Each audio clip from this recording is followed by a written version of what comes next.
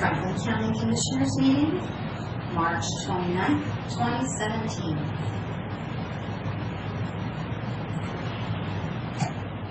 Over 40 hours. Okay.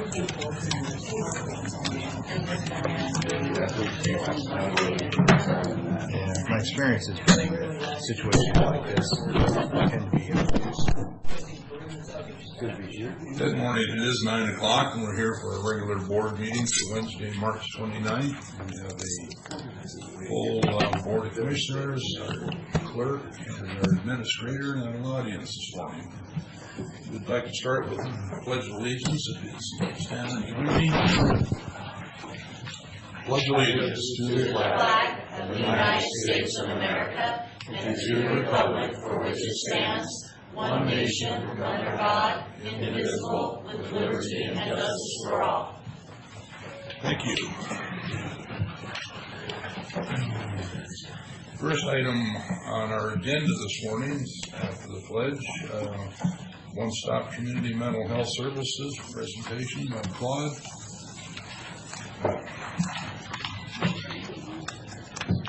Pretty good when they can introduce you with just your first name.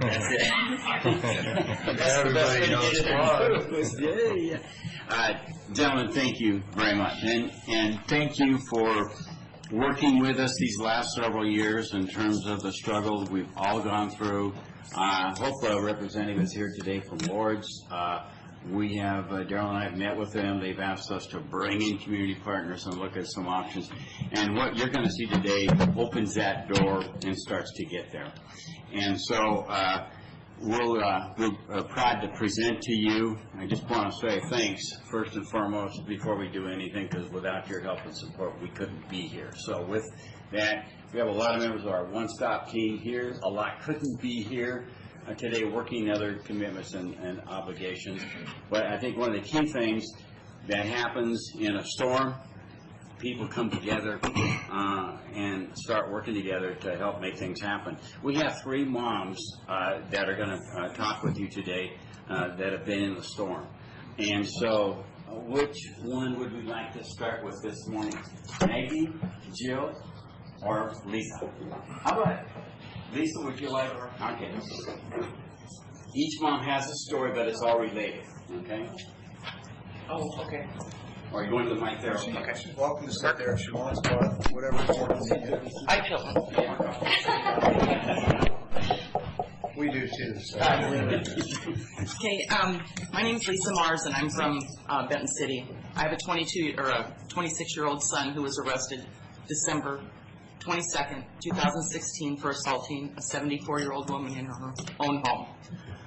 He's not known to be violent as his nature as a general rule, but he has had a lot of contact with law enforcement. He had 8 citations issued to him in 2016 alone. He was convicted of 2 felony charges in 2016. One was burglary in the 2nd degree. It was cold out. I wouldn't let him come home because of his behavior. He broke into a place to stay and got his first felony charge. Then he incurred another one. It was trespassing 2 in May of 2016 and possession of methamphetamine. He spent time in both Benton County and Franklin County jails in 2016. He spent more time in jail than he was out. And then this culminated in December with his arrest for assault on that woman. And I think he just snapped. The walls were closing in on him. He had nowhere to go, and he was at the end of his rope. He owes Benton and Franklin counties over $22,000 in citations, and he incurred almost $7,000 in 2016 alone. They gave him the maximum fine, minimum time, never paid attention to his status. They never heard him talking to himself, responding to the voices he was hearing. No one ever directed him for intervention or did an evaluation on him to see. I mean, if you have 8 contacts with legal law enforcement, isn't there something in place to see if something's going on that's causing this? I mean, he's not just a general criminal. I mean, he's got 42 items on his Washington State printout for his court issues. Most of them are driving infractions. He'll never drive again. But they have just, chopped up the money, the funds, and now he's just to a point where he can't see the light of day. He's never I don't know what they're going to do. He's at Eastern State right now for a 90-day minimum, possibly another 90 days. They're trying to regulate him, get him medicated, and send him back to stand trial for his assault charge in December. And I don't know what to do. There's, I've done everything. He was in the at-risk youth program. I paid all his juvenile expenses, fees, and fines, and it's just been a long battle, and I don't know where to go from here. We have nowhere for him to reside that will hold him accountable, maybe help him get a job, put on work release, keep him medicated. And that's why I'm here for One Stop. We need something like that. Well, really tight schedule, done. I know it. You're good, and if we have time, certainly. Let's, maybe we mentioned Marino, another mom, Portland Storm, coming together. What can we do? My name is Margarita Moreno. I have a son too. I've been trying to get him help since he was 3. But each doctor, it's a school, would change his diagnosis plan. And every time it was a setback. I mean, the doctor would retire. The place that would take him would lose funding, so then I would have to find another doctor, another place to take him. School would just label him a troublemaker, because of his diagnosis or whatever. They wouldn't recognize it or whatever. At 18, he became severely depressed. His father was killed by a police officer. He stopped taking his medication, started self-medicating. And because of his age, I couldn't do anything for him. Every time I would try to find help, I'm sorry, he's an adult. You can't do anything for him. And then he had a mental health breakdown. And then he went to jail for the crimes that he committed, during the time that he was like this. He ended up in jail. And then when he was in jail, he just pled guilty to whatever crimes he had committed just so he could come home. And then there was no communication between the jails. So he just fell between the cracks, and I mean, there needs to be more communication too between the jails, because when he got out of one, he went to another one, and they just wanted to give him more jail time. Even though the way that he was, they didn't, understand it. So what can we do? They're in jail, they need to come out, they need help. When they're in jail, they don't get the help that they need. So we need to do something about that. They can't be in there, they need help. And in there, they don't get the help that they need. So, I mean, he's out. We're dealing with it, trying to get him the help. It's kind of hard on us when we can't get the help for, our loved ones. He's home now, but we're still not getting all the help that we need to get him better. And I'm just afraid that he's going to go back to jail. One stop would be good for our community, everything under one roof, to ensure that everyone gets the help that they need, and better communication between, the jails, and better communication to ensure no one falls between the cracks. I mean, when I saw it, I was like, I wish we'd have this a long time ago, because now we go to one place to get one service, to another place to get another service, and it's just back and forth, back and forth. And there, what I saw, it was like, you call one place, and they send you to one place to get every service in one place, and then to another place, and it's like, you don't have to be running back and forth to try everything to get everything that you need, and then when doctor's gone, you have to go to another place. And then when they lose something, they bond with somebody, and then that person's gone. I saw it with my son all the time. It's hard. It's really, really hard. I'm sorry, it's just really hard. Jill Andrus, please. You may recognize her as a real estate professional for a number of years in our community. Some of you may even know Jill. I'm here for my son Caleb. Caleb is a special kid. He had that larger than life personality. He was president of his high school class. He was the go-to guy for all the entertainment at the high school assemblies. Just everybody loved Caleb. At age 14, Caleb was diagnosed with bipolar, unfortunately. And by age 19, Caleb had his first episode of a delusional schizophrenic attack. And it's a very scary situation to be in, very scary. Every time we called the crisis center for help, we have been denied services, or they haven't had beds available. I've been dumbfounded that I've been completely left alone with that responsibility to protect him, protect my family, protect myself, and protect the public from a really dangerous situation, and nobody is there to help me. Just 3 weeks ago, I could see the signs of Caleb going tail spinning into another episode, and so I immediately called a professional interventionist to come in and help from Spokane, and we got the troops together, and for a few days we organized everything. But before the intervention happened, Caleb called me saying he was lost in the woods and that he was trying to find the sun and the peaceful wolf, and we searched for him for 4 hours and couldn't find him. I called crisis center. I went to the police station. They would not help. I found him 4.5 hours later, and he was drenched head to toe and said he had fallen in the river. And I called crisis center again, and they wouldn't help. So I then took him back to my sister's house to get a shower. And while we were on the phone with the interventionist trying to get help, Caleb slipped out the back door completely naked and went wandering again. We searched for him again. And finally, the police called about 35 minutes later, and he had punched 2 officers, scared, and not knowing what to do. He'd never been violent before. And so they said he was apologetic, but they had to take him to jail.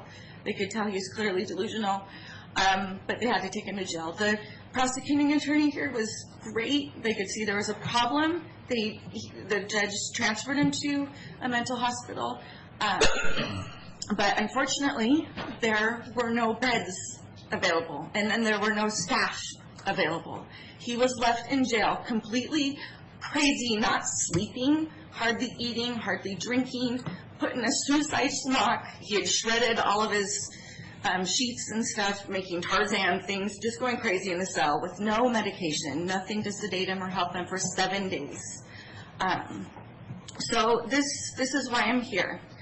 Since then, I've gotten many phone calls and support from people around the community saying the same horrific stories. I know they're out there.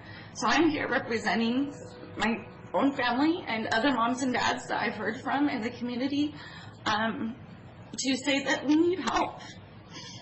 And it's real. And people in this situation, they're consumed with other grief and other things in their life because of these loved ones. They don't have time to go out and advocate for change. But a change is desperately needed. It is a broken system. We are 49th or 48th in the nation in regards to mental health. And I just know that One Stop would be a key to make these things resolve and be cured and help the community. When we help individuals and families with mental illness, we only better the community. We only do a service for everyone. So that's why I'm here. We heard from moms and dads. We heard from you, your thoughts and concerns. And the real heartbreaker was, where is the system at? Daryl and I have met with Lords. Whatever we got to do, let's do it to fix it. Let's make it work. And so we have a gin master here, Michelle Bowden, who is now an associate with me at Tri-City Realty Group. She's lived these experiences all her life. Okay, so this is totally her, what you're about to see. But it's you too.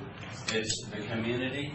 We got to appreciate one of the things you're going to see is the sheriff, Jim, gave us a recommendation for the hot splatter program in Franklin that's starting to get developed. That's in the middle here in terms of where we're bringing forward community solutions. So without further ado, Michelle Bowden. Like you said, my name is Michelle. I have parents that have dealt with mental illness. My father is high-functioning autistic, and my mother suffers from bipolar. And I raised my younger siblings because of those issues. My own children, I have 4 children, and my oldest was finally, at 11, diagnosed with autism, Tourette's, and then began having seizures in high school. He is turning 22 in a couple of days, and we have had to set up our home. We have purchased a home with the intent that he can live with us for life, because he has enough health issues that is a life-altering disability. In order to receive services, we fought and fought. When my son was finally diagnosed, we were handed a cute little piece of paper that said, well, here's the 8 things that I've discovered, including muscle joint issues and all of these other things, but I'm retiring in 2 weeks, so I hope it works out for you. And that is a standard practice in the Tri-Cities currently. If you can get diagnostics, it's $3,000 out of pocket very often. Most insurances don't cover it, and families are kind of stuck without any direction. So we have worked towards our one-stop neurological mental health services coordination being a collaborative system of local organizations that ensure the successful provision of health and safety services for those with neurological and mental health conditions. Our vision is that there will be a resource coordinator or team of coordinators that would be a central starting point for families. So they're not searching phone books, searching online to find places to go, that we all know to go to this office and they will get you help. This central office would also include a directory of services that would be shared with local schools and providers. We're not currently informing parents of young children where to go to help those families when those kids are young. As we heard, all of these moms, all of us have had situations where our kids were diagnosed. We saw symptoms when they were starting at 2, 3, 4 years old, but we were not directed to the right places to get help, and then a lot of these young men end up in jail. With our resource coordinating system, we would hope that all of the organizations in the Tri-Cities would get on board, and that we would have possibly a HIPAA waiver that is signed at that checkpoint. Families are assessed, needs are figured out, and HIPAA waivers are signed so that my information can transfer to you and transfer to you as it's needed as we're going through the process. And it's not a matter of, I don't know your history, so I don't have to help you, which is something that we see a lot in our area too.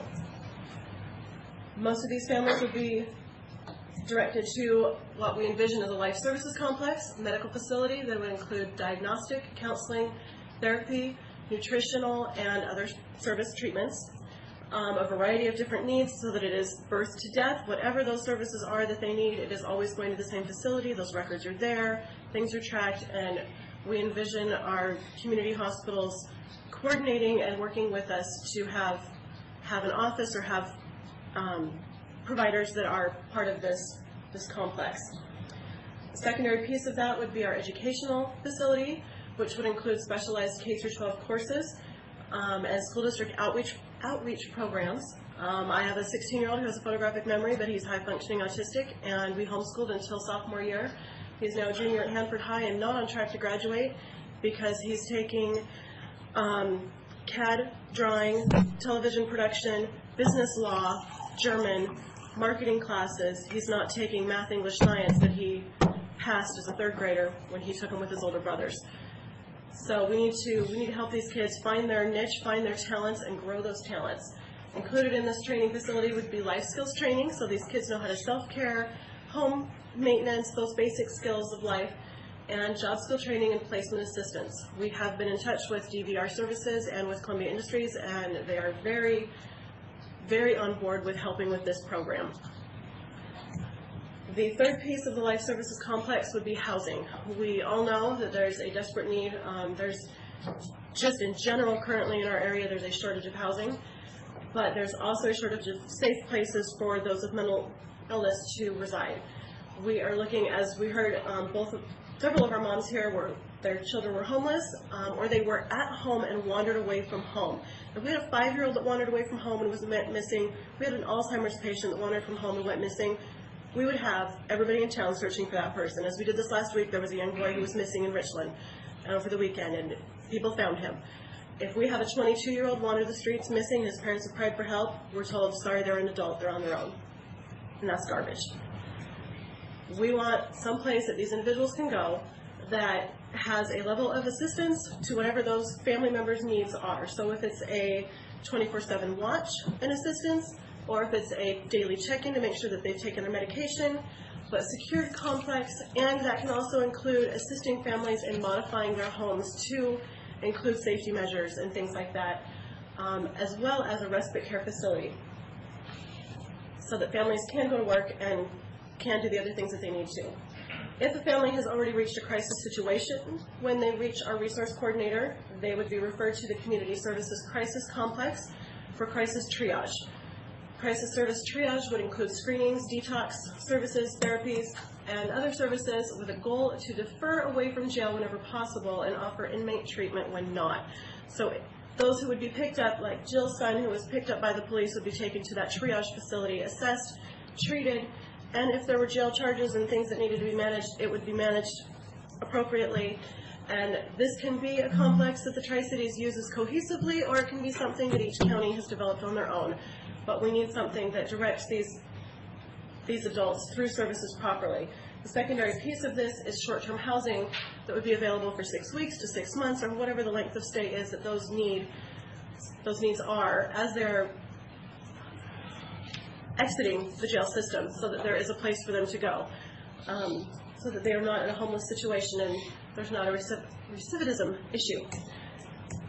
The fourth piece of our plan is a roundtable where representatives from each of the organizations would meet weekly to review the cases that have occurred over the week, to make sure that as I've dealt with somebody through crisis and I've handed them off to a medical facility, that medical facility has provided the proper treatment, or the job training facility has connected. Or if there is a gap, that we can just sit and discuss those current cases and determine where those gaps are and correct and change and make a cohesive plan for that individual or that family. With this roundtable, we also envision families being able to step forth if they have not already been looped into the system, that they can bring their situation to this roundtable and ask for help. Our goal is that after all of that, whether it's the crisis triage or the roundtable situation, that everyone is routed back through the life service complex, that they're getting continuing care with medical facility, continuing training and education and job placement, and continuing support through housing assistance. Our goal is that they would receive the necessary assistance to lead as self-sufficient a life as possible. We know that most of these organizations, most of these key pieces, the triage, the crisis, the jails, all of these exist already in our community. The issue is we have all of these wheels spinning in different directions, and some of them refuse to. Our goal is to put all these wheels on the same wagon and head together. Because right now we're seeing a lot of, well, I helped them, so I'm done, I don't have to do anymore.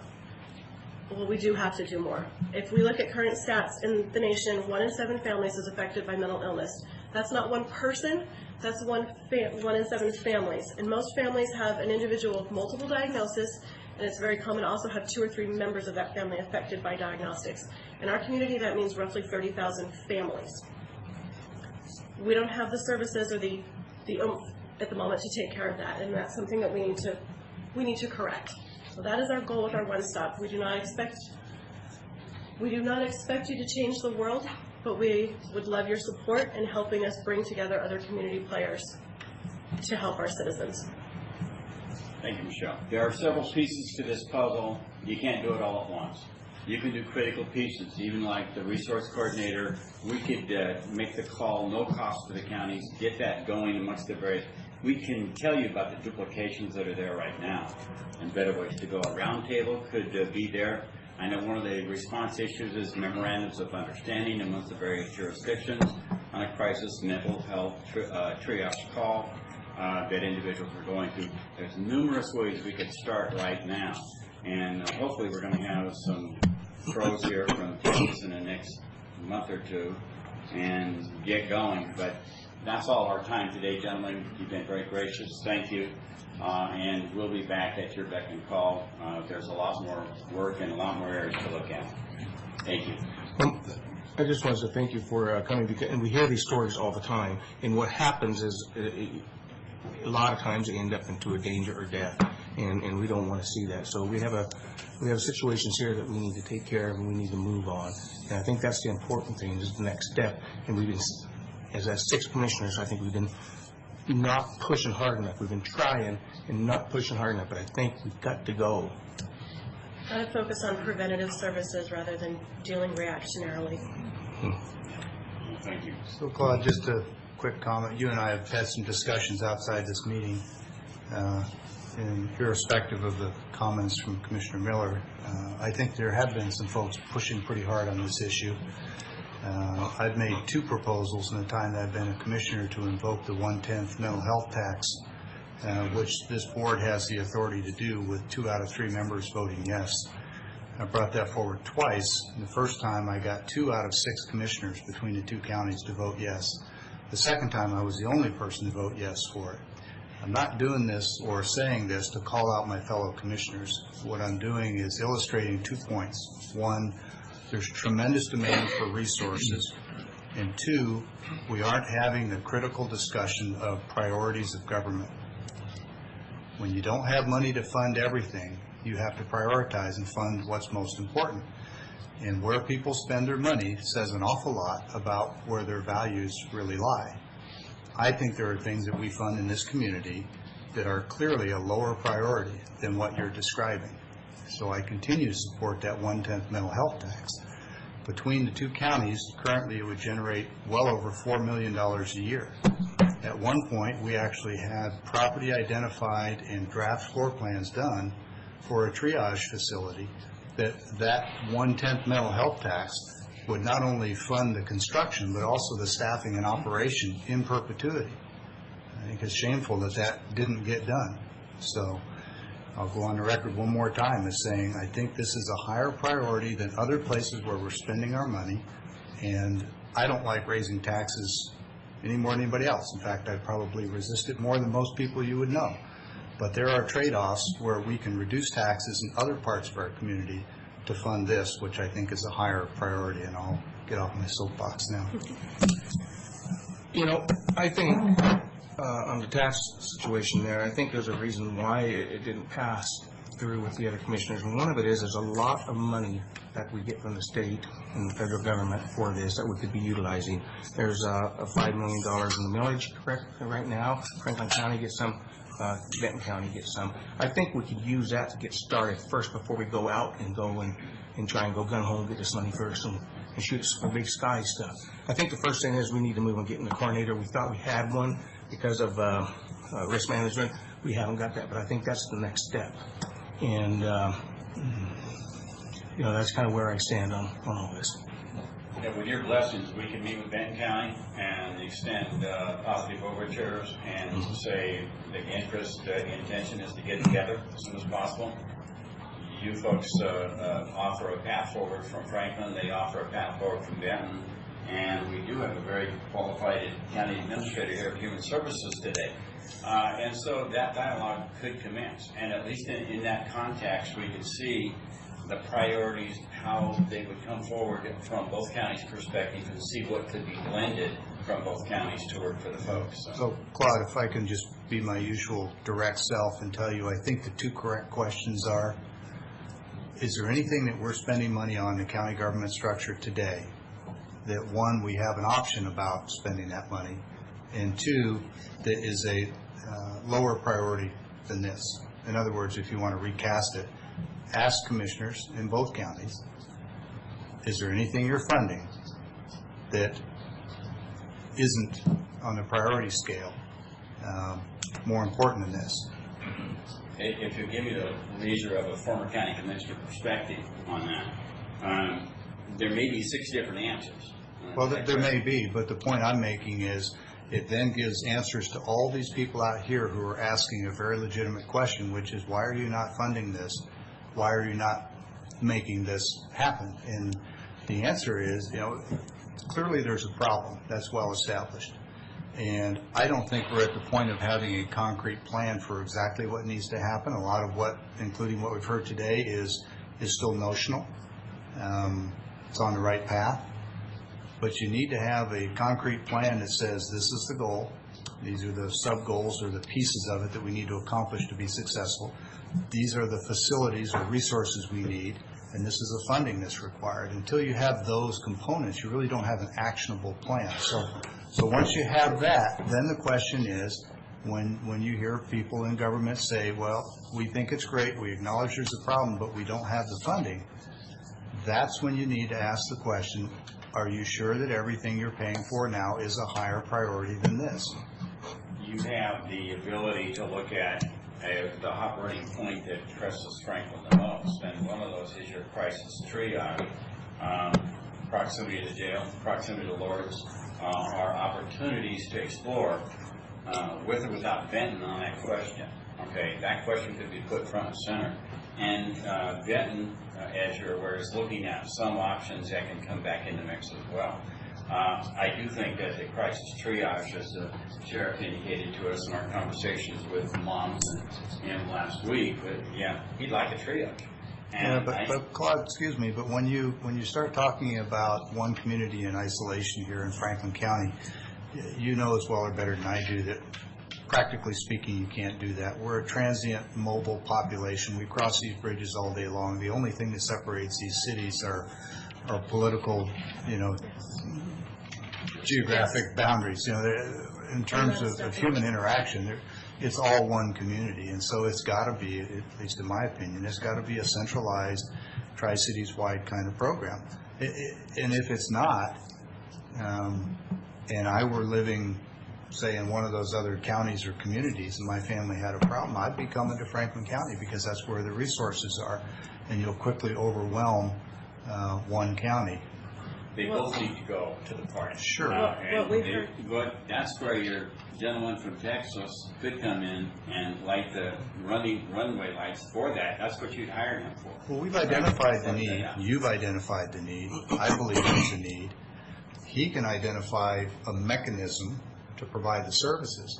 But that critical component, if you save that for last, I fear you're going to put a lot of energy into developing a solution, and the answer is going to be there's no resources. So I encourage you to have that resource discussion up front so that you can design a system, a mechanism that is realistic and achievable. Because if you design a system that isn't fundable, you're going to end up disappointing a lot of folks in the process. And I think you're going to get to your goal a lot sooner if you start with, say, just a triage center and build out from there. But how many years ago did we go through this? 10 years ago? Yeah, Clegg & Associates is still semi-warm on the table 250,000 later. Well, what's kept us from doing it, Claude? The river? I think the river. But at the same time, I think at least getting a professional looking at it, meeting with folks, bringing back a consensus. There's a large LDS group that met with us last October, Michelle and I. She was so far down front, she's a little ant, and I could hardly recognize her. But Sean, I had the pleasure of Sean introducing me to 400 people saying, what are we doing about mental health?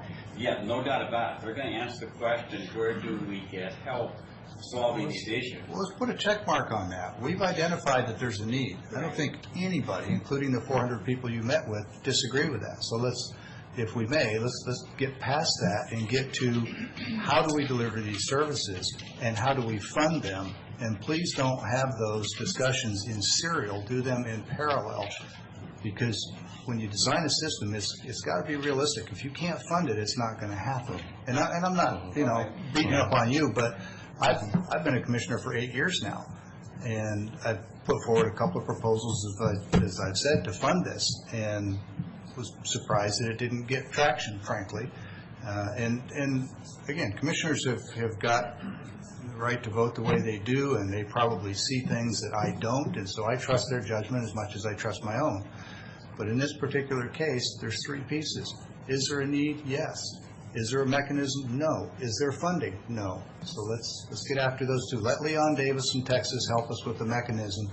I encourage you to get out there and start looking at what the counties are presently funding and weigh that against this need, and then come back and tell us, if you would please, which of the things we're funding now should be a lower priority than this. There's significant grants coming down the pipe, federal, state pass-through. And that's wonderful, but you can't operate long-term on grants. Well, somebody that is organized. Unless you're. Somebody that's organized is going to go. And I'd like it to be Benton Franklin counties.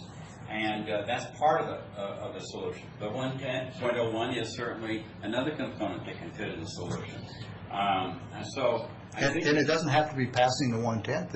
If Benton County, with their 3/10 criminal justice, wanted to dedicate 1/10 to mental health, that'd be just as effective. And I'm not trying to speak for them. I'm just pointing. It doesn't have to be that tax, but it's going to have to get funded, or it's not going to happen. And as we've met with different players and different organizations, we've also had many of them willing to step forward and willing to help fund as well. Sure. So that is definitely something that we have been looking at. and the mechanisms. We've researched a lot of other systems, self-sustaining systems even, that don't necessarily need community funding. And with So the there hotspots are coming mechanisms. forward in Pasco, Franklin, frankly, you take job descriptions of existing people funded through the .03 that both counties have passed under public safety. You write that and you write it in, and suddenly there's an extension component of things that Lourdes can't do today on their own, but would like to do with the defined community delivery, just like you're talking about. And so I think if we were to have like a 2-hour workshop with you, and then one board go in the other room and deliberate if you wanted to do things that way, and the other and the other, in terms of reaching something, and obviously there's grounds to explore. I would encourage that approach. It's very difficult for us to think we've got the snapshot, and then some other kink comes up, and it's a week or month before we can get back to you to find out if that's something that Franklin likes. So if there's some way we could expedite the process of getting together, and maybe that's a good question for Leon to come up with, to address. But that can be explored. And I agree, until we have something that basically defines a function for both counties, with the way we're locked at the hip, there's critical gaps that are going to hurt us all. Can I ask Kyle, is there any movement from Benton County? I understand they had a meeting here Tuesday and something happened. Can you fill us in on what's going on with Benton County at this point? Yeah, I was at the Benton County Commissioners meeting yesterday, and 2 weeks prior to that, we've had, there's been some concern. Kyle, would you mind coming up to the mic so it gets on the recording, please? As the board is aware, there had been some complications with coordinating a contract with Leon Evans from Bexar County to come up here. There were issues regarding liability insurances that have stalled things. A couple of weeks ago, Benton County had requested that I come to their board meeting, had a discussion about where things were at, was directed to come back again yesterday and request that Rick Weaver with Comprehensive Mental Health attend as well. So I reached out to him, asked him to come as well. That was to attend the meeting yesterday? Attend the meeting yesterday, okay. Yeah, with the intention of talking about, the best understanding of what's going to happen with changes in the system gearing up towards full integration in 2020. And so Mr. Weaver attended the meeting yesterday. At the conclusion of the meeting, I was directed by the Benton County Board to enter into a contract with Mr. Weaver for Benton County for consultation services on the mental health delivery system. Much of what we've been talking about for several months here, and similar in scope of what Mr. Evans with Bexar County we had talked about. Is it possible that Mr. Evans and Mr. Weaver can work together? There had been some talk about that. Commissioner Delvin had commented that he and you had a conversation with Mr. Evans at NACO. Yes. Yeah. And my understanding, I don't know exactly when, but my understanding is that Mr. Evans is going to be in Spokane in the near future. Apparently there had been some conversation, Commissioner Miller, I don't know if you were involved with the conversation regarding him coming down. He mentioned he was going to Spokane in a couple of months and wanted to have an opportunity to come here and speak with us. Correct. Yeah, and so I think there was nothing was firm yesterday, but Commissioner Delvin had brought up that he would like Mr. Evans to be involved with a conversation with Mr. Weaver for input. Okay. I've said before, I want to get things going on this. I think we need to take steps. We definitely got it. I believe it's got to be by county. Did you want to mention something first? Yeah, would definitely like to talk some details on stuff that is currently happening in Vasco, specific to these conversations. Good. Yeah, please. Mr. Chairman, I'd ask that we not entertain that discussion at this time. We can do that in a few minutes, but it's out of sequence because I've got several questions for Kyle. So if you would, please, just give me a minute. Sure. Okay.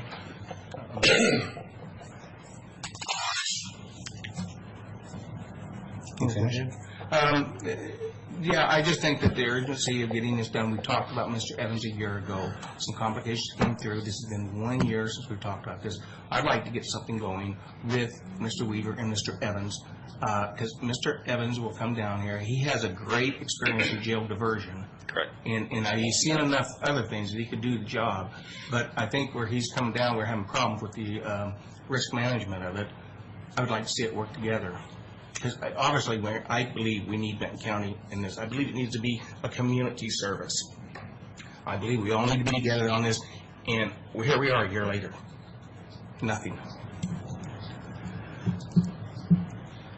Commissioner? Finish? Okay. So we set out to hire Mr. Evans several months ago, and this board asked that it get done, and apparently Spokane County knows something that we don't, because they're hiring him and he's going up there to work. So can you give any more insight as to where the hiccup is on being able to hire him? Is it simply getting our legal representation to sign off on the insurance piece? And I believe that's the hiccup, and that was the response that I got from both counties, risk management, is that there are specific insurances that are required per county policy, obviously to protect the county in lieu of something. Again, that's not my specialty, but sure. Conversations that I'd had with Mr. Evans, dating back to October, is that I'd explained to him that there were insurance requirements that the counties had requested, that we were willing to incorporate those into the cost of the consultation fee, providing they weren't ridiculous. And at that time, he had indicated that he was willing to pursue the necessary insurances. Right. And so we'd had a conversation of what that looked like. I sent him a draft copy of the contract and specifically requested that he take a look at the required insurances, take that to his adjuster, and make sure that those were met. He'd indicated that he had done that. I had finalized the contract, had sent it down to him just to make sure that he didn't have any corrections. I had asked him to review it again before I sent it off to the attorneys for final approval, before putting on the agendas for Benton and Franklin counties. Right. He reviewed it, said it looked fine. So I went ahead, and the procedure that we go through is once it's been once legal has verbally approved it, I send it to. And this was a little bit different. Normally, I go through. There are contracts. I have specific contracts that Benton County will review. Specific contracts that Franklin County will review because of just all the circumstances with this. Sometimes we trade off, and one county will do all the reviews for a while, and then the other will. So I understand that. Yeah, and so in this particular case, I had both counties review it. Both counties signed off on it. Both PA's offices signed off on it. I mailed it to Mr. Evans, the original, for his signature. About a week after I mailed it to him, he sent me an email and indicated that there were he'd only purchased one of the. It was either one of the insurances. I can't recall it. I wasn't expecting to talk about that. There are multiple coverages required. He only purchased one. He purchased one of them and indicated that that he wasn't interested in pursuing those any further, and had commented on how he's done this in other communities, and the requirement wasn't the same. And so that's when I think I'd come and spoken with this board. I spoke with Benton County's board, So has he, I don't want to use the word refuse, has he declined to get the insurance that we've required? Yes. Is it time to close the door and say he's not an eligible provider because he's not willing to get the insurance? That was, yes. I sent him a copy. Like I said, I sent him a copy of the requirements. He got one of the requirements and didn't get the rest of them. Okay. And Mr. Sant, to follow up, since I see you're in the back there, would you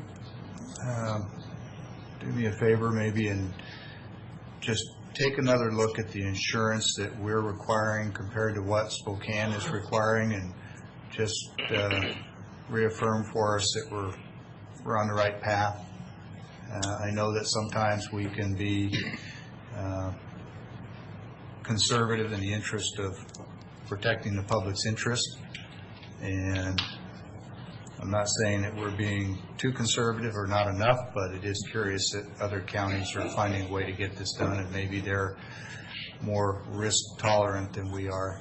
I don't know, but I'd sure like to get the answer to that before we finally close this door.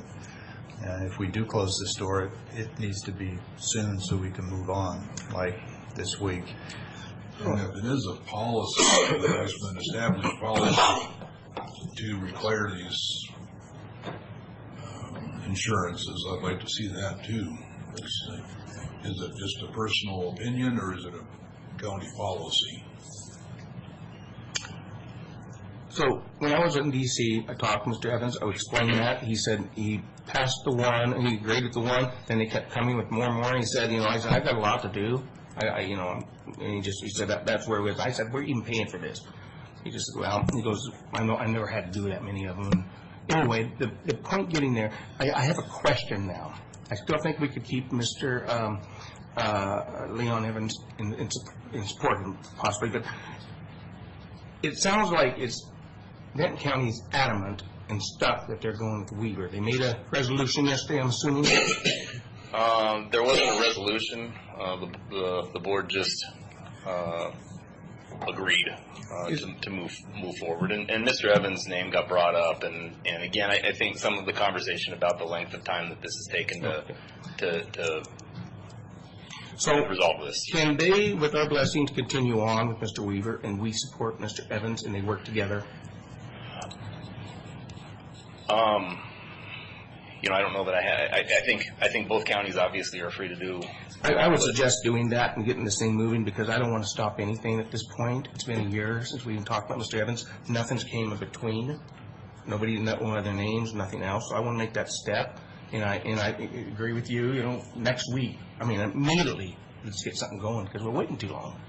And it's not your fault. You're in limbo here wondering where we're going. It's not really anybody's. It's commissioners got to get pushing and going together on this. And we got to work together. It's obvious we have to. But if they want Mr. Weaver and we feel that we have a problem with that, let's grab Mr. Evans and have our side in on this. But if our attorneys won't sign off, that's the thing. But we can still. Yes, we still can, because I still don't understand that. We do this kind of stuff all the time, and people come all the time, and I don't know how, I don't know. It just seems a little overbearing to have these kind of risk management controls all the time. I think we need to, and we could override them, I believe. So I think we need to follow through with what Mr. Peck said, find out, and then we need to, I hate to wait another week, because that's what continually happens.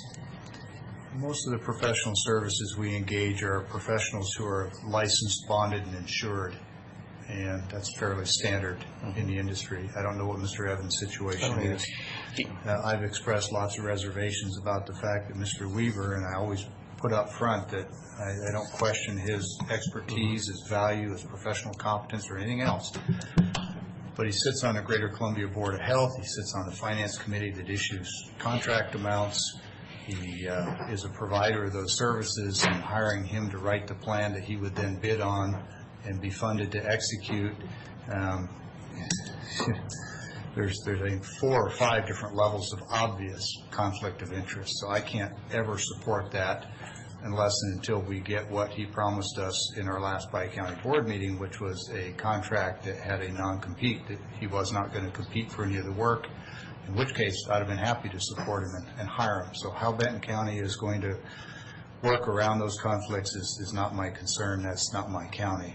But as much as I'd like to have his involvement for his expertise, I think there's obvious legal problems with it that are much more significant than this insurance question. So if we can get an answer from prosecutor's office about the insurance, whether or not they see any latitude to provide some relief there, or secondarily whether the board decides we want to simply acknowledge and thank them for the legal opinion and then make the ultimate decision, which we can do. Either way, we need to get that second step. We've identified the problem. We need to get the mechanism outlined, and that's where Mr. Davis fits in. And I think he's the right guy to do it. Mr. Evans. Mr. Evans, sorry. Leon. Hey, just Leon Evans. I keep calling Leon Davis or something. Leon Evans. Thank you. Anyway, I think he's the guy to define that middle piece, and I think both counties ought to be working with the same person so that we design one Tri-Cities mechanism, not 2. Well, if that's the case, I'm at the point of just saying let's just go with Mr. Weaver, because I'm tired of these what ifs and what can happen and what maybe would happen. What if this guy takes this? I think we need to move. And I would work with the encouragement that Mr. Evans come in and work with him. So I just can't wait another year, and or even another month. We're going to have families. So we need to make a move. And if Benton County said their spot where they're going, we either join in or we stand aside. And it's a community thing. I think we want some input in this. And I think we should just go ahead and join in. Mr. Cook, do you have any opinion? Let's see what the prosecuting office says and go from there. On which part? On Mr. Evans? Yeah. We pushed hard to get him here, and there's only one reason why he's not here. It's not his or ours. Right. But I understand that Benton County's still going forward with theirs. So if they, and I think they would accept Mr. Evans, regardless of what happens. I think you're right. So, but not over Weaver. I think they're going with Weaver, and that's it. Well, you know that's. I think so. What are your feelings? Did you get an impression from that? Yeah, they made it clear that it's the difficulties with getting Leon Evans up here, that they've closed that door. What did they say about Franklin County? Did they mention us involved in this? Yeah, there had been conversations about moving forward with Mr. Evans and just the difficulty, and again, risk management in Benton County said the same thing risk management in Franklin County said, and so they closed that door, and again, they said they directed for Benton County to move forward with Mr. Weaver. I think the feeling is, again, it's kind of difficult because again, there's county lines, but Pasco, Kennewick, and Richland, and the smaller outlying cities, it is one community. So it is, I think, a bit problematic having the counties going in opposite directions. But it's a bi-county function. Yeah. Right. So we've got a choice right now, unless we find another provider. We've got a choice between someone who isn't willing or able or whatever to provide all the insurance coverages that we would like, and a provider who has 4, maybe 5 levels of conflict of interest. I'm willing to look at some relief on the insurance requirements in the county, accepting a little more risk to get Mr. Evans here, or going with Mr. Weaver if he's willing to do what he promised to do in a public board meeting, which is agree in writing that he's not going to compete for the publicly funded contracts, that he would be paid to design and construct the program. I mean, it's not a design build for a construction firm. If we're going to pay him to design a system, then he probably needs to not be bidding on producing that work for executing that plan after he's been paid to prepare it. And Mr. Sant, you're able to give us advice by next week so we can make a conclusion to this, is that correct? If you want advice just on the insurance requirements, I mean, this board's capable of waiving whatever requirement they want. Our job is simply to provide the input, legal directive. I mean, obviously it's our position that we need to have contracts that have the adequate insurance coverage that we coordinate through our risk pool. Obviously, we could look at that, and if the board wants to say, as Commissioner Peck just mentioned, the board wants to evaluate taking on a little bit more risk by not having those standards that we've employed for, every other contract, we could certainly do that. But we'll take a look at that, and we'll try to pull the comparison with what might have been agreeable in Spokane, look at their language. Spokane obviously has a larger deductible. They're also a part of our same risk pool, but because they perhaps realize, I think their deductible is $500,000 compared to our $25,000. So I think they could internalize a lot more of that risk upon themselves, and that's probably the reason why they're willing to do that, because it is cheaper for them having such a large deductible. They can make those decisions. For us, that's going to be a much higher, substantially impactful financial burden if we get hit with something that's going to bring that kind of expense to the county when our deductible is like $25,000. And if our risk pool doesn't cover it, that means we're covering that ourselves. So anyway, that's just a quick initial rundown, and that's why we typically have these standards that we request on each of these kind of contracts. But we'll look at the particulars in detail, consistent with the board's discussion here today. So try to get some input. When you're talking to Spokane County, would you ask them if we can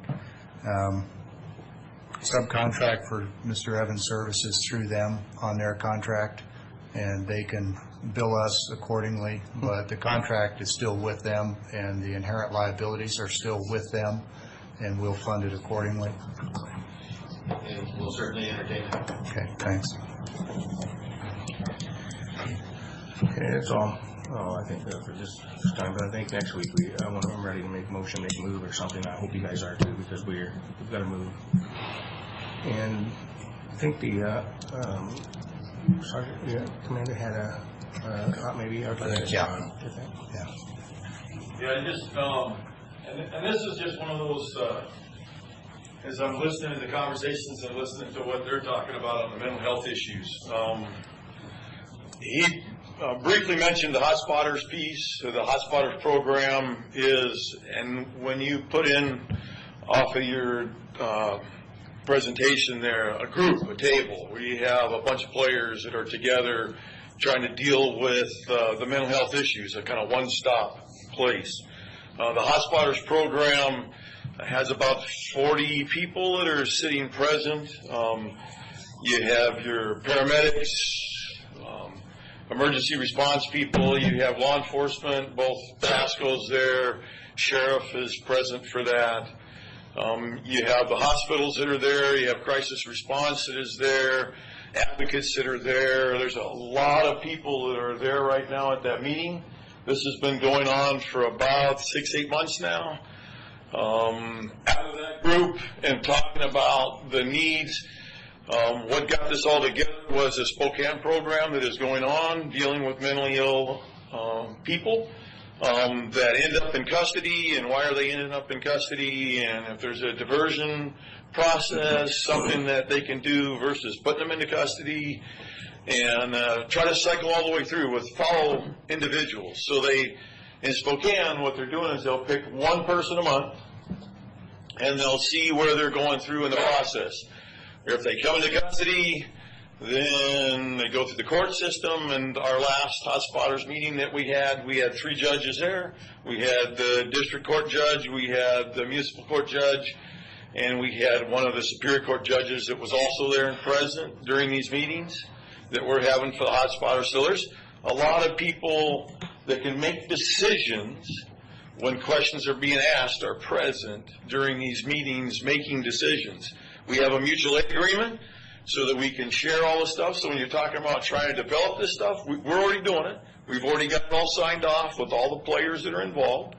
And we're communicating. And we've picked so far 5 people that we're dealing with each month. We have an extra person, so we have 5 now since we got all the kind of components in place.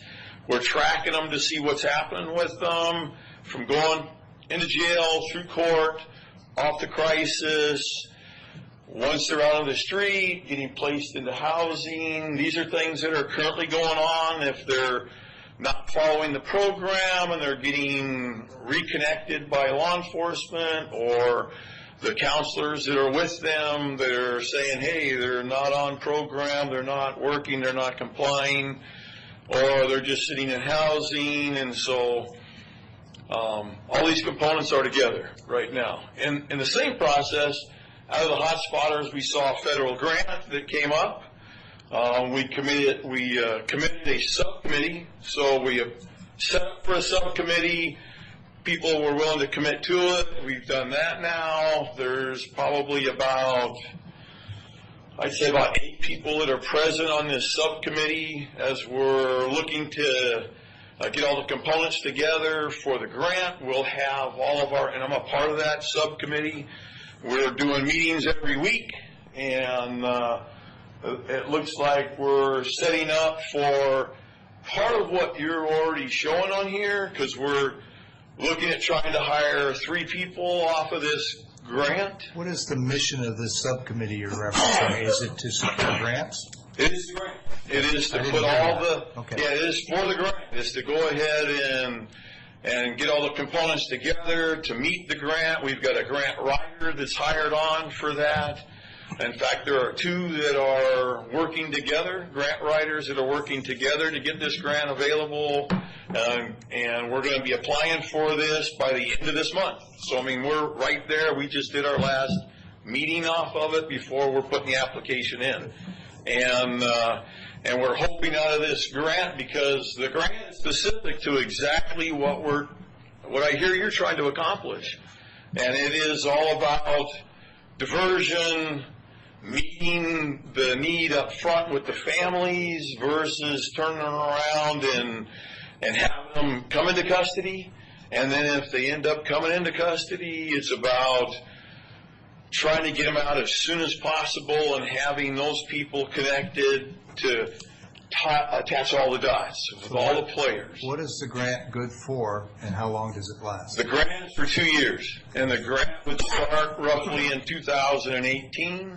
Okay. And what would it pay for? What kinds of things will it pay for?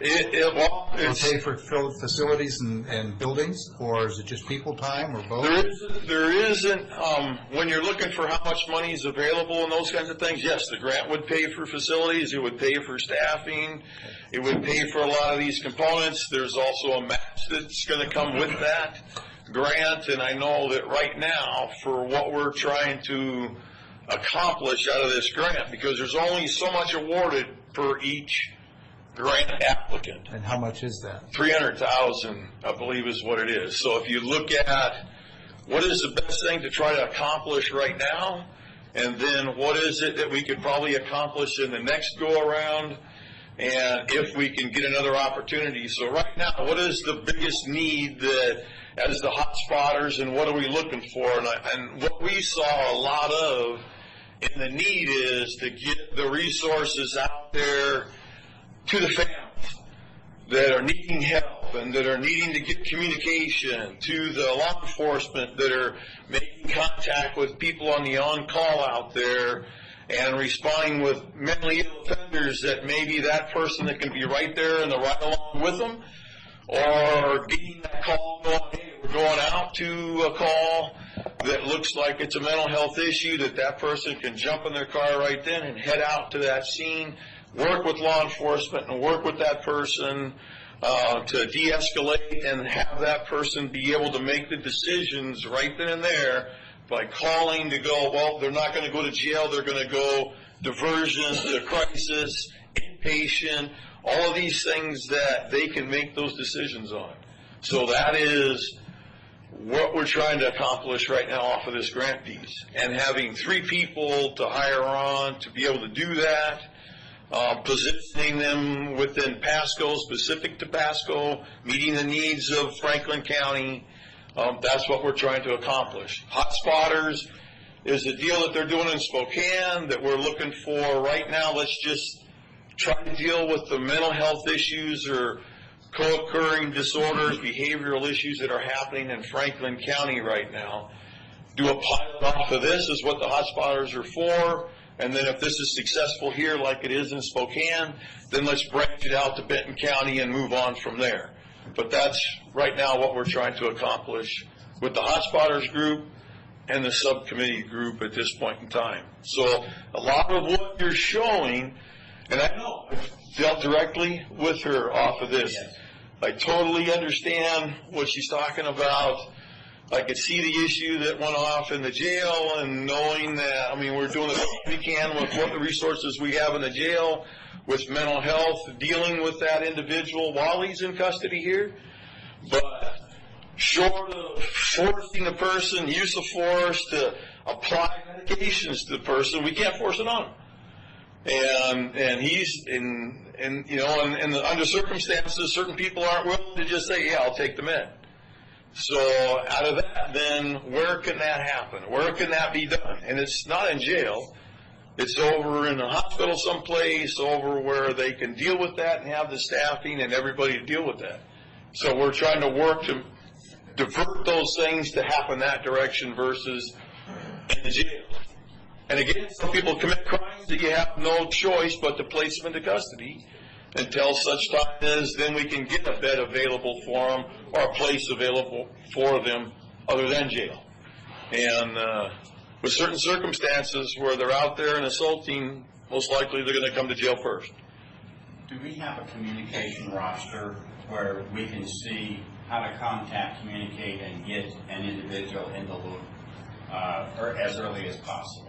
Yeah, we have a communication that we are using right now to deal with these kinds of things. I just know that on the street, when law enforcement's dealing with somebody, there isn't that assistance that's there all the time. And even though they're getting trained in crisis and they're going to the CIT training, 40 hours, 8-hour stuff, and all of the corrections staff currently have been through the 8-hour CIT program to be able to deal with those in crisis. But, I mean, there's just more resources and more things that we're trying to network right now to get more assistance. And part of what I saw in your presentation, we're already far into reaching this. We're already doing a lot of what's already presented here. I'm very aware that both counties are doing a great job in the jail systems of trying to move this forward and are spinning the right direction. Very well, it's not just the jail. This isn't the jail system that's putting this on. This is ambulance services that are responding out there. This is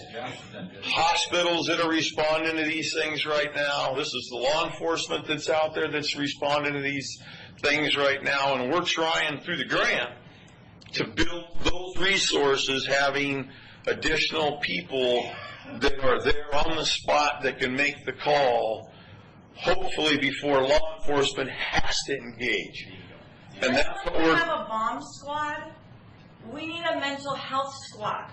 It doesn't have to have concrete and mortar initially, but, you know, a mobile unit that can be called with this grant that specializes in mental health, you know, and go out on the scene and help with these situations. And that's what the grant's being applied for to accomplish, right there. In that scenario, you send somebody out to a scene. There's someone who is having a mental health challenge, and you initially take the person into custody for their own safety, probably, as well as the public, initially. Well, actually, we're not even trying to do that. Well, we're trying. Hear me out. Okay.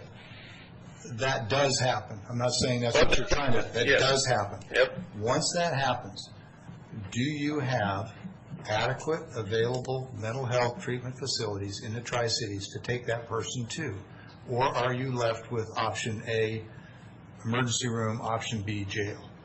Because one of my concerns and one of my early arguments on this is that it's a civil rights issue. When you have someone who's got a mental health challenge in the public environment, they're acting what some people might say is unusual or abnormal. Police make a contact, they apply their CIT training, they de-escalate things, but they've still got to address the situation. And my concern has been that we don't provide sufficient options for law enforcement. We've left you with leave them on the street, take them to an emergency room, or take them to jail. And what's missing from that equation is adequate mental health triage facility to take them to, where competent professionals can say, you go to treatment, you go into an overnight hold, and you need to go to jail. So the question then is, are we giving law enforcement a place to take people in this situation other than jail and emergency rooms?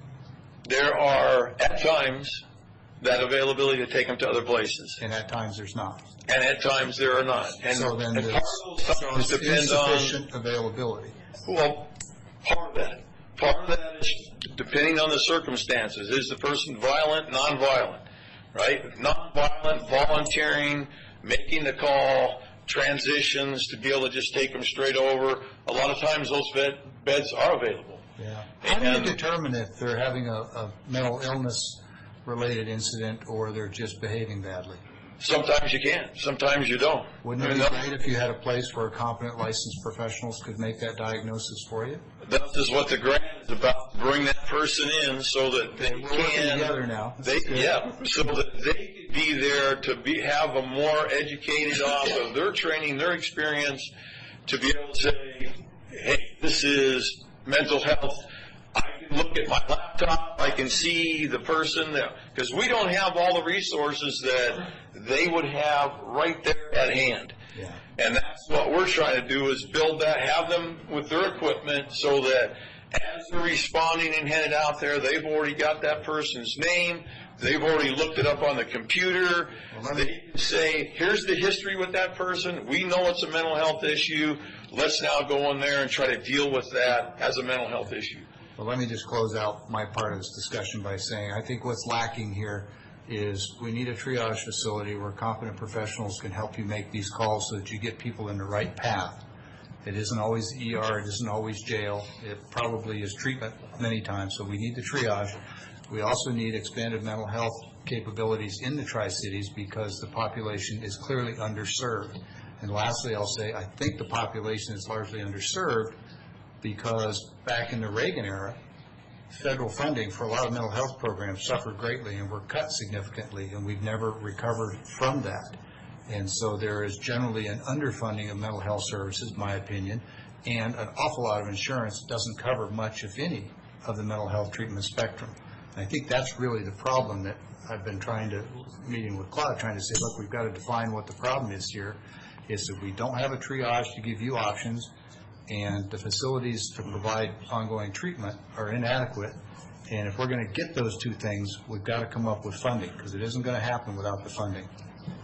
That's a beautiful part of what you just witnessed here is community collaboration taking off. And these ladies and gentlemen have recognized gaps. Okay, what do we do to overcome that? Without any dollars, dedicating existing staff, but going on ahead and going there, and then becoming eligible for other grant opportunities.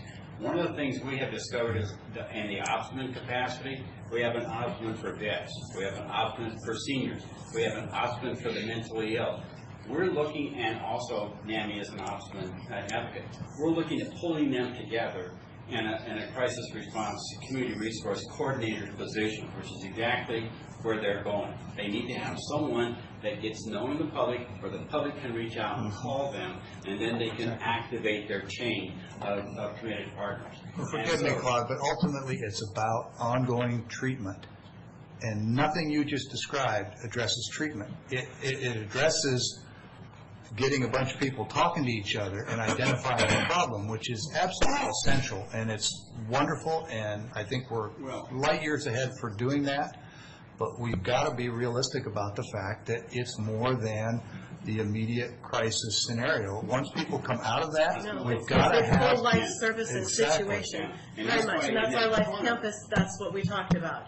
We've got to Right. get these families educated, we've got to get access And I'm not trying to services pick when on you they're either, done. Claude. You and I have had some very spirited discussions about this.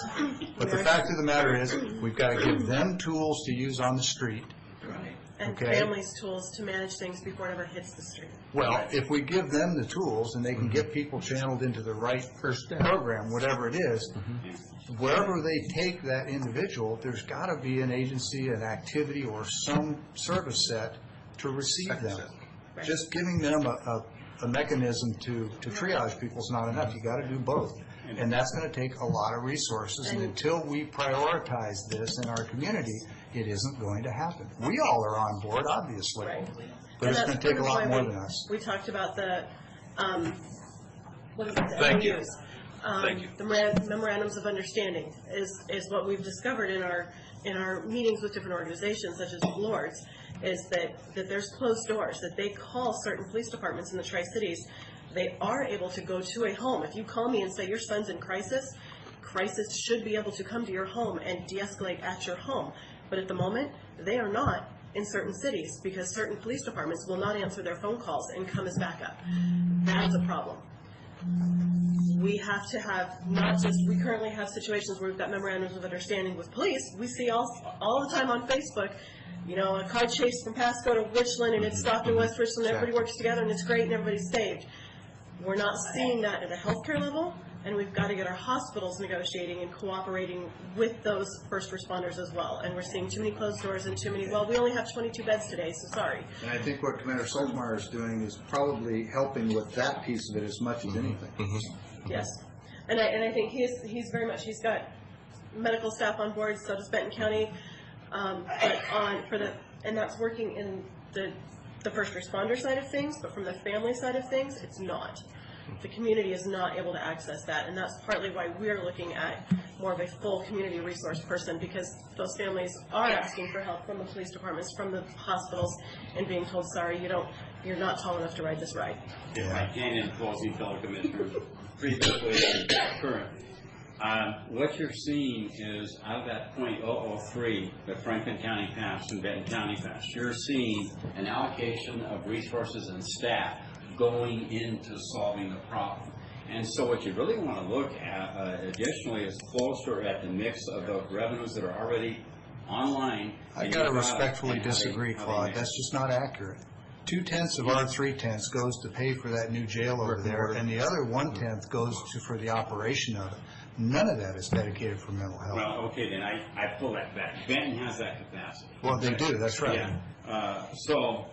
There again, but you got a beautiful start over here. What are you going to do to? Well, we've got a great team, and what I'm arguing for is they're putting a Band-Aid on a very big problem, and we've got to recognize that this is going to require two pretty important components: a triage, so they have the tools for the immediate scenario to get people on the right path, and then you've got to have something backing that up for long term. Otherwise, you're just putting them back on the street and repeating the cycle. And there's no bigger waste of human resource or financial resource than to put people back on the street who need help. It doesn't benefit anybody. I know I'm preaching to the choir. Well said. And by the way, both my parents worked in Harlem Valley State Mental Hospital in the 50s, one of the notorious ones in this country. So I grew up with that background and hearing stories of how institutional mental health care didn't sound like a lot of care back in those days. So I've heard lots of firsthand descriptions of that end of the spectrum, and it's not where we want to go. If anybody thinks that's what I'm advocating is institutionalized, I think we need to get mental health included in more healthcare plans. And frankly, that's one of the things that just never, I'm almost embarrassed to admit this, but it never occurred to me till just this moment that we really have not pushed with our insurance providers with Franklin County as to whether or not and how much they provide in the way of mental health services. And I think going forward, I would encourage the board to use that as one of the benchmarks for how we evaluate who we select to provide insurance for the county employees. We have a higher rate of neurological disorders and mental health issues than a lot of the country. And I don't think a lot of our community members realize that unless they're dealing with it themselves. And part of it is because we have this high capacity of engineers and that tends to be a higher rate of high-functioning autistic members, and may or may not realize that they're on the spectrum there. But our local odds right now, just the awesome piece of that is 2 to 3 children per classroom. So Keith, maybe you could just make a note for the future, next time we're looking at insurance, to maybe remind us that that's one of the components we should be looking at. Thanks for your time coming in. Thank you. And stick around a little bit next time. Don't just run in and run out like this. Sherry said she'd kill us if we went a minute past 20, so we're well over. We're well over. Thank you very much.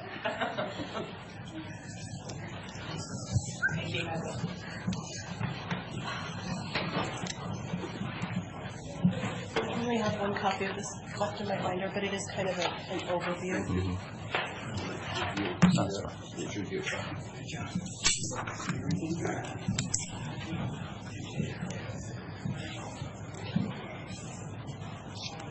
All right, this point of the meeting for public comment. Do you have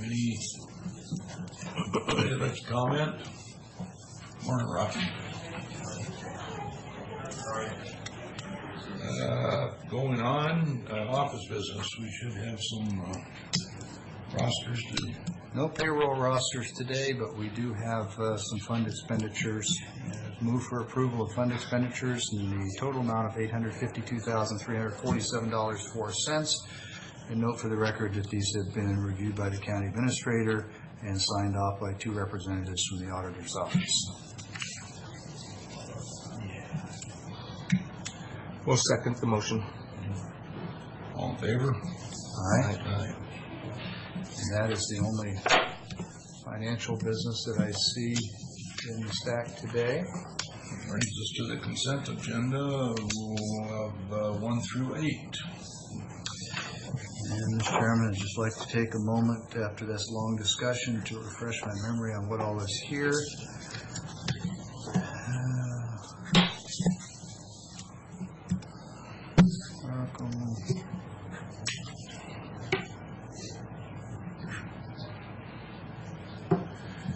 Okay.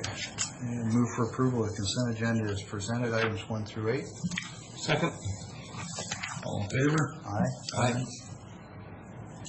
I think we'll take a minute to sign these before we hear about the tower resolution. Keith, please. Yes, and if you don't mind, while you're doing that, I'm going to dial in Matt Brandon from Verizon, or from American Tower, who manages that site.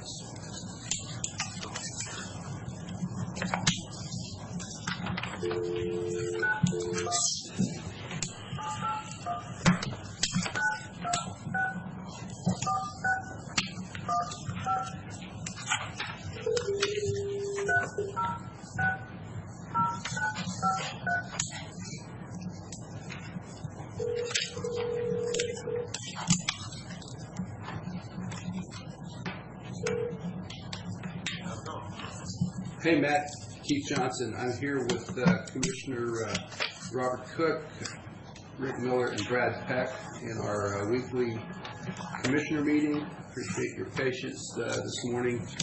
And they're just finishing signing some documents related to their consent agenda, and we'll be with you momentarily. Thank you for your... Go ahead, Keith. We can roll off on this. Members of the board, introduced to you by telephone Mr. Matt Brandon, who is the account manager for American Tower.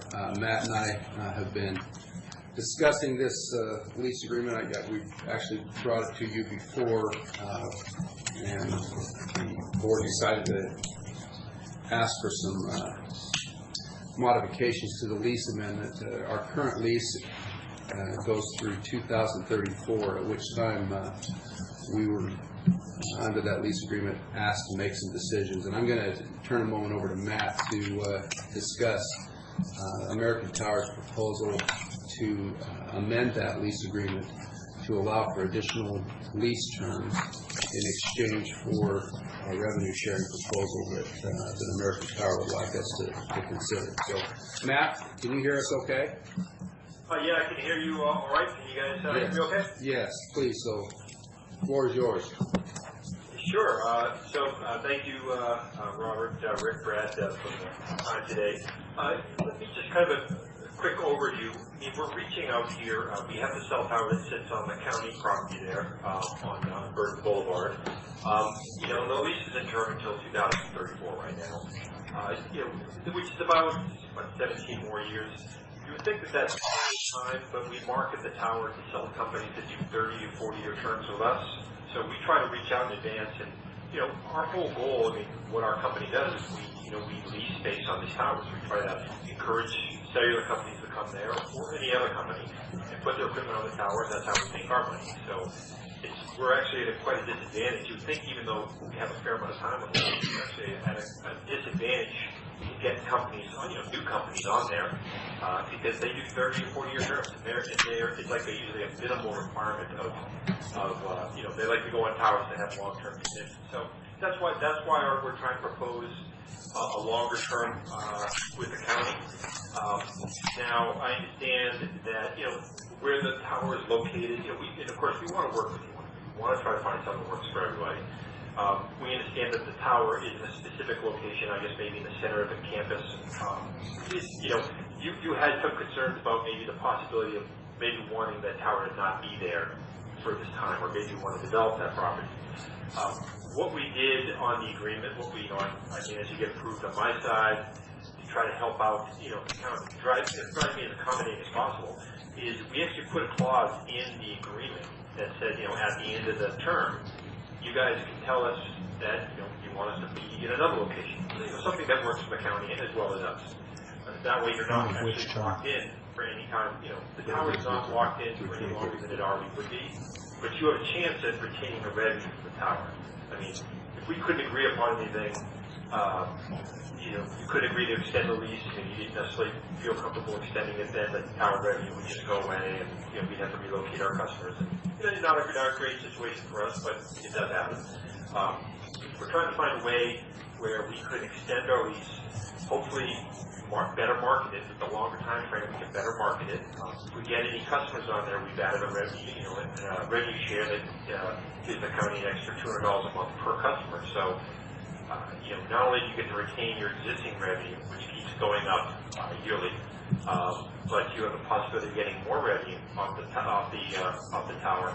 And with that relocation clause we've added into the agreement, there's really no, if you want to move the tower in the future, after it normally would expire in 2034, you can tell us to move it, and we move it at our cost. So you have the opportunity to retain that revenue for the future without locking up that space for any more time than you would normally. So I think that's kind of a quick overview. But if you have any questions, I can get you details on whatever you need.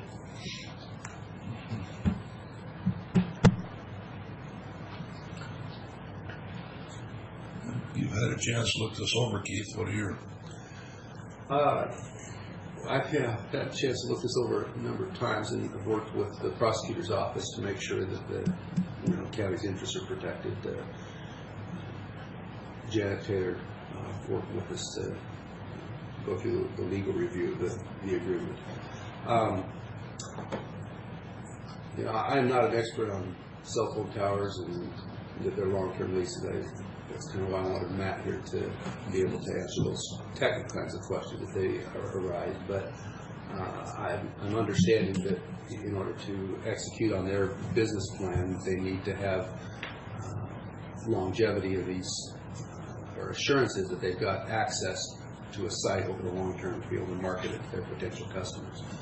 And so we've crafted an agreement that attempts to do that, but does not put the county in a position of necessarily having to leave the tower at that location should we decide to do something different out of the track in the RV park before the end of the current lease term in 2034. So we do have 15 or 17 years to analyze the future of what we want to do with the track property as it relates to the cell phone tower. But this agreement will essentially compel the board at that time, and I realize very good likelihood that none of us may be here when that decision gets made in terms of our positions. But, Speak for yourself, Commissioner Cook will be here. that's right. But it allows the board at that time to make that decision. If they want to relocate the tower elsewhere, they can ask American Tower to do so at American Tower's expense. But if that tower site is sufficient and it looks like it's going to be for the foreseeable future, this lease amendment allows that to continue. And in exchange for that, the county shares in some additional revenue from their ability to market to new customers. Is it a perfect solution? I don't know. You're asking us to look way off into the future. So I suppose there can be arguments against the idea of committing the county to another long-term agreement. But we're already committed to this current lease period. This amendment does not change that, and allows us to receive a little bit of additional revenue in the intervening years. So from that perspective, it doesn't seem like a bad deal for the county. It seems like a better deal, and gives the board the option to exercise some discretion as circumstances change over the years. Looks as though you have a resolution. Mr. Chairman, I still got a few more questions if I could. Sure. Matt, are you looking for a new contract or for an option agreement to extend after 2034, or what's the mechanism you're looking for? So what we're doing is we're just amending the existing lease to make it longer. All right. That's really what we're doing. Okay, you want to amend the existing. I haven't looked at that in a long time, Keith. Does that current lease allow subletting? Yes. Okay, and what does it say, should the county sell that property or want to sell that property prior to that 2034? Have we made any provision for, let's say we want to sell the RV park. We could redraw the boundary and isolate that tower and continue to own that and sell the RV park. Right. One option. Okay. I'm just looking at the not so obvious potential unintended consequences of committing to it. Would it interfere with development of that whole area for recreation? Would it impede expansion or sale of the RV park? How would it affect the ice arena? Those are the kinds of things I'm looking at. As you point out, we're already committed to 2034. So if we were to amend this, it would be an affirmative contract where they had it till whatever time, and then we would then have to, at the appropriate time, give notice of our intent to end the agreement, as opposed to them exercising an option. Right. Subtle, but sometimes important difference. Yeah, I think to boil it down, what this essentially requires us to do is make a determination in 2034 or thereabouts if we want to continue with that location or require them to place it elsewhere. We're kind of committed or on the hook with our contract to that time period anyway, but this gives them some assurance, some assurance beyond that time period that they will have a location for the tower.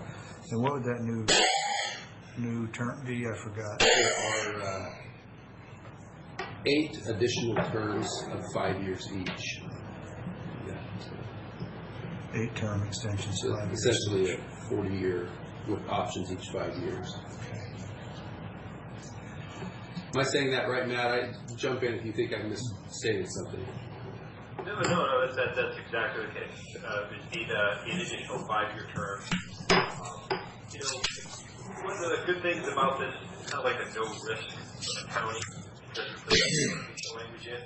If it comes to 2034, by then we would have to do a lease or pull the tower up anyways. But if it comes 2034, at least now there's an option for the company to potentially retain the revenue by saying, you know what, either you're fine with the tower there, no problem, or you know what, you can say, let's put the tower over here, and then if both parties agree, we move the tower at our cost, you retain the revenue, and then the lease just continues on to the RV term going forward. So it just gives you an option of retaining that revenue. If we don't do anything, eventually the revenue definitely goes away, and so does our tower. The revenue for everybody goes away. Right now, you're really not committing to any more time because you could give us notice in 2034 to move the tower, and if it's not agreeable for both parties, then we just have to take the tower down. We hope that's not the case. We hope that the county will work with us to find a location that's suitable if it comes down to it. But that is kind of an outcome. We have to both agree on the relocation.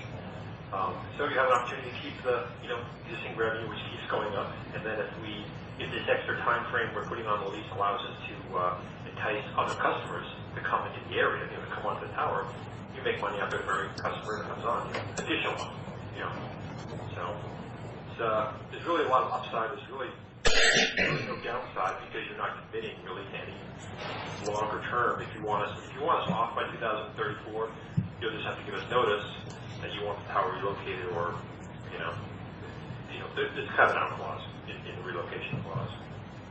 So we both have to agree on the location. So that's kind of it.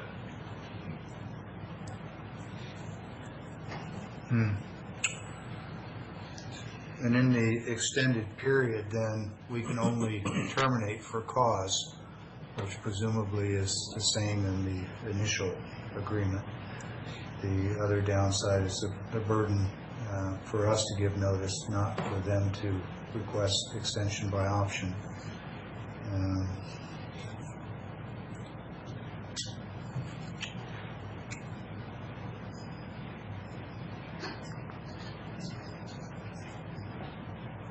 And Matt, what kind of change in revenue are you projecting? Well, once we have a longer term, the extra time, it gives us the best chance to market it. So, it's not an exact science on whether we're going to get extra customers. If we, every additional customer, and that's any kind of customer, it doesn't have to be a cellular company, it could be a company that, that provides two-way radio service, or a company that provides wireless internet service. It doesn't have to be a major cellular carrier, it can be anybody. We don't differentiate, it's just any new co-location.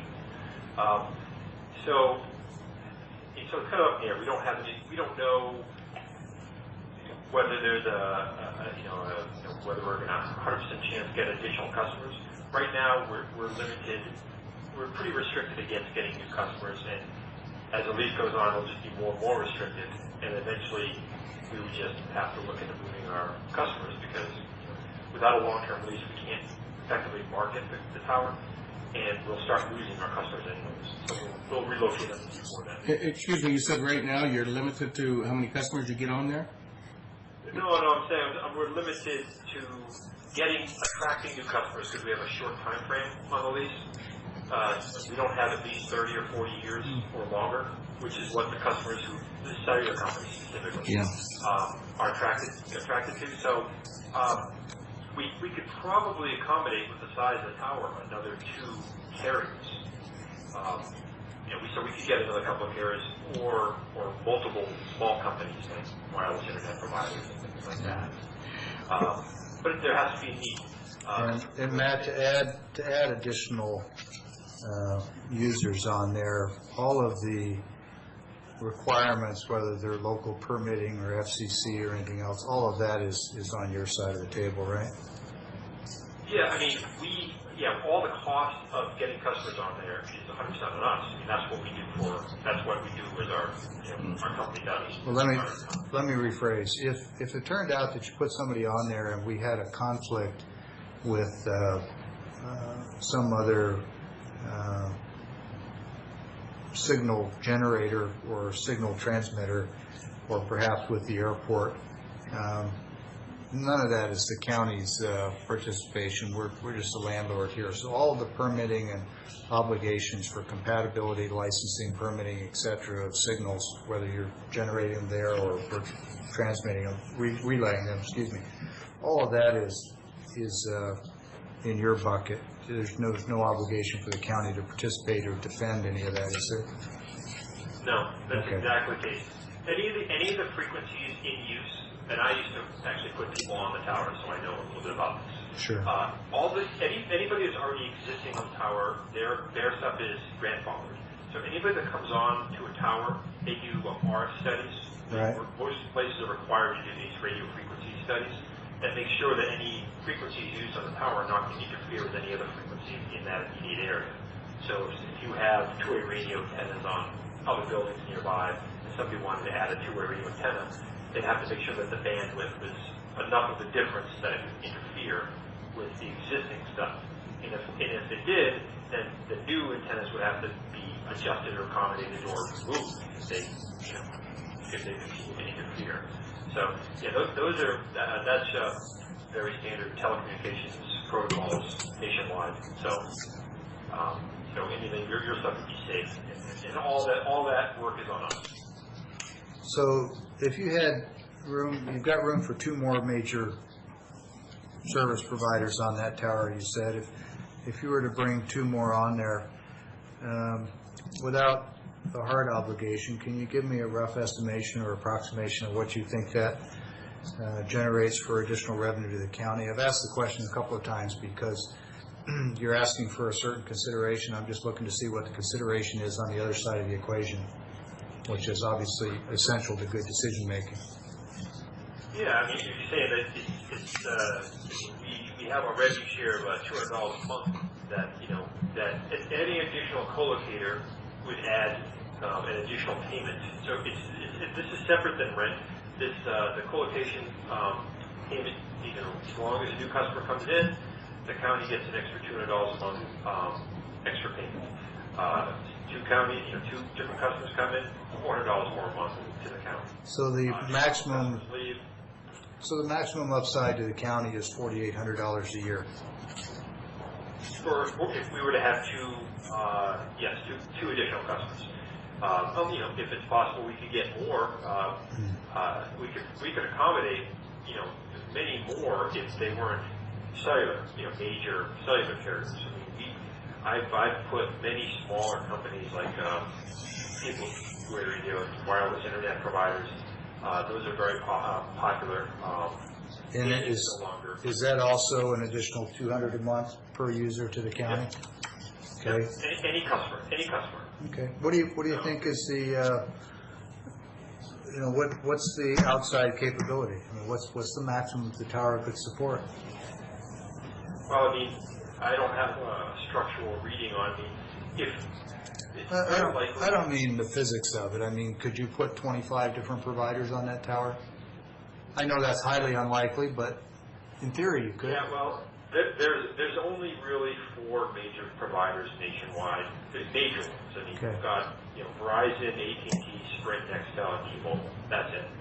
There are smaller guys, localized cellular providers, but that's the 4 majors. So we've got, I think, 2 of them on there right now. We could potentially, it must be in a relatively good location because we have more than one, which is good. So hopefully we could get, over the next so many years, we could get another couple. But maybe we don't get cellular providers, or maybe we get one cellular provider, and maybe we get some wireless internet service providers or people that provide GPS tracking.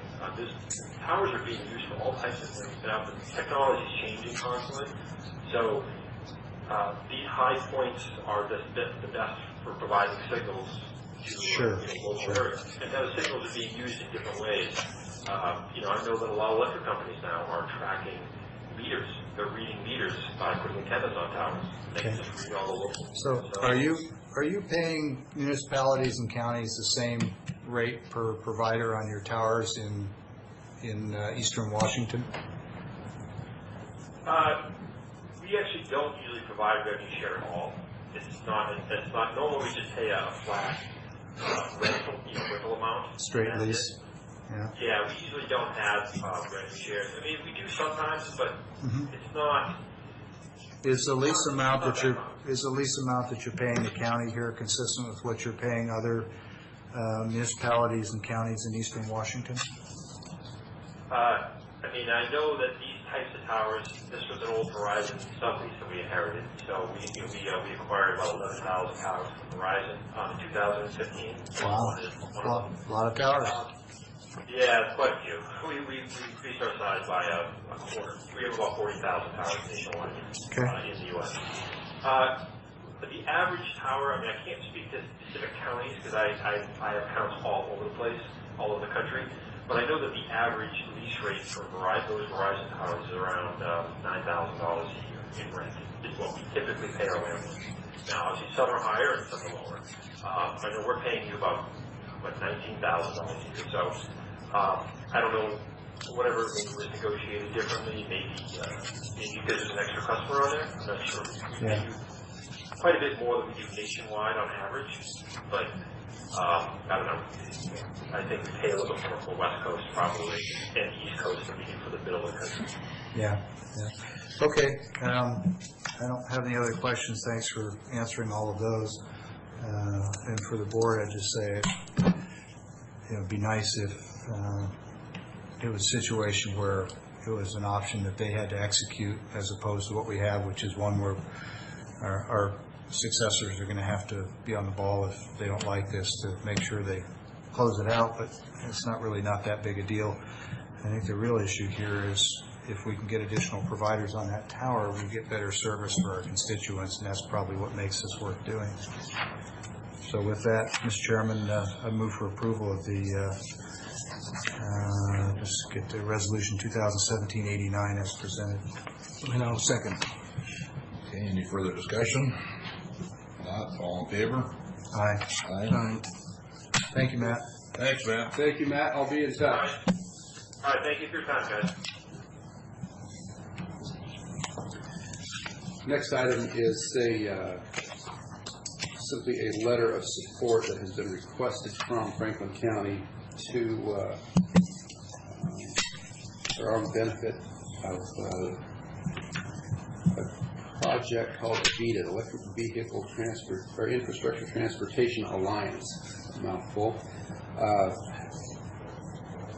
Their mission is to promote the building out of the infrastructure for electric vehicles in the area, and they have received letters of support from most of the local jurisdictions, cities and counties, but are asking Franklin County to provide a letter of support as well.